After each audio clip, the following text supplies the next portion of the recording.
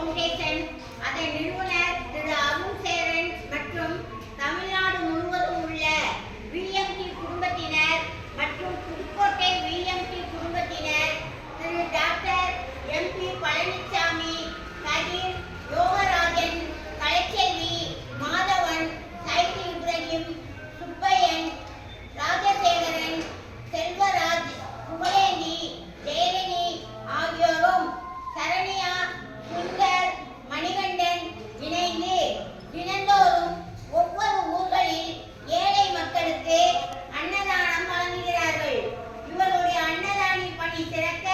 இதன் நிறுவனர் திரு அருண் சேரன் அவர்கள் குடும்பமும் தமிழ்நாட்டில் அனைத்து ஊர்களில் உள்ள